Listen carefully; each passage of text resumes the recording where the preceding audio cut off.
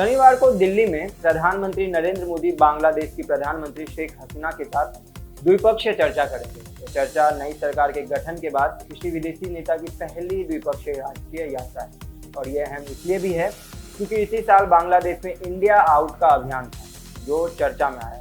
तो आज हम बात करेंगे कि क्या थे वो अभियान। नमस्कार, मेरा नाम है अमरदीप और आप देख रहे हैं NL9 न्यूज।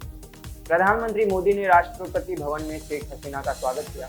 हसीना शुक्रवार को राजधानी पहुंची और राष्ट्रपति द्रौपदी मुर्मू और उपराष्ट्रपति जगदीप धनखड़ से भी मिलने का कार्यक्रम।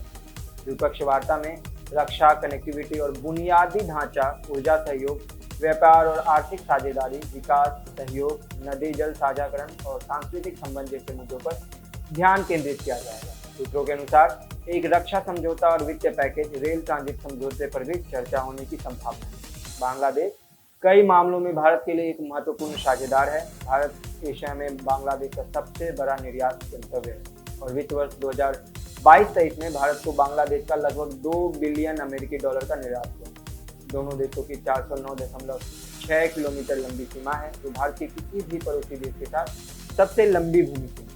पिछले वर्षों में संबंधों में काफी सुधार हुआ, जिसका मुख्य आकर्षण पिछले वर्ष भारत बांग्लादेश फ्रेंडशिप पाइपलाइन का उद्घाटन जो भारत से बांग्लादेश में हाई स्पीड डीजल पहुंचाने के लिए। लेकिन अब सोचने वाली बात यह है कि बांग्लादेश में इंडिया आउट अभियान क्या ढाका के भारत के साथ व्यापारिक संबंध तोड़ सकता है। बांग्लादेश के स्वतंत्रता संग्राम में भारत की भूमिका और उसकी भौगोलिक स्थिति ने घरेलू राजनीति में भारत सेक्टर को महत्वपूर्ण बना दिया। सोशल मीडिया पर इंडिया आउट अभियान जो भारत उत्पादों के बहिष्कार की वकालत करता है उसी प्रतिक्रिया का एक अहम हिस्सा है। अब आखिर ये इंडिया आउट अभियान जो था ये क्या है, तो चलिए इसके बारे में हम थोड़ा जान लेते हैं। इंडिया आउट अभियान बांग्लादेशी जनता के एक हिस्से में असंतोष को दर्शाता है जो हालिया चुनाव में AL यानी आवामी लीग द्वारा की गई धांधली और बांग्लादेश में लोकतांत्रिक गिरावट पर भारत की चुप्पी से नाराज है।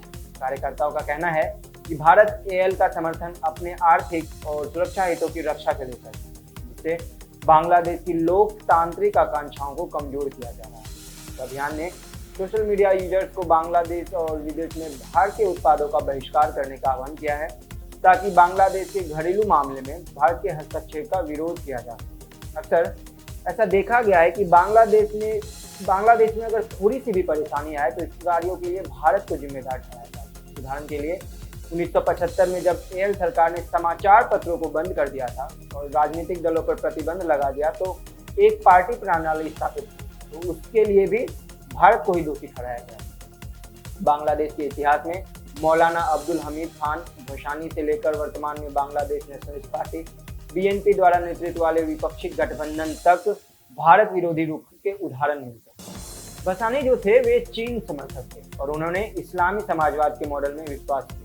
उन्होंने शेख मुजीबुर रहमान की आलोचना की और उन्हें भारत का उपग्रह बनाने का आरोप लगाया। BNP जो दक्षिणपंथी ताकतों का प्रतिनिधित्व करती है का एक रूढ़िवादी सामाजिक आधार है जो भसानी से प्रेरित है। पार्टी का नेतृत्व उनके कार्यकारी अध्यक्ष तारिक रहमान द्वारा किया जा रहा है जो लंदन में एग्जाइल है। तो कैसी लगी ये जानकारी हमें कमेंट करके जरूर बताएं और बाकी के खबरों के लिए देखते रहें NL9 न्यूज।